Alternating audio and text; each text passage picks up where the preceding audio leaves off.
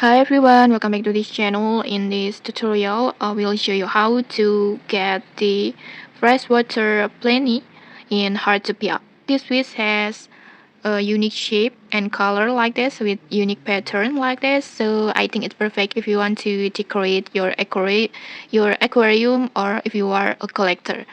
And to catch it, you need to go to the Rosy river like this, and this fish can appear all day and in sunny, rainy, or rainbow weather, so you don't have to wait for a specific time.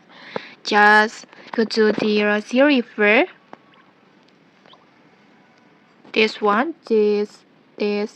Just go to this area, and then you can catch this fish, the freshwater blenny.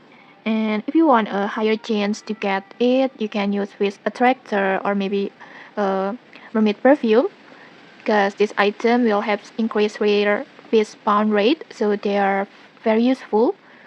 And okay, and then just keep fishing patiently and you will eventually get this fish. And okay, that's it. If you found this helpful, don't forget to like, comment, and subscribe for more tutorials. Thanks for watching and see you.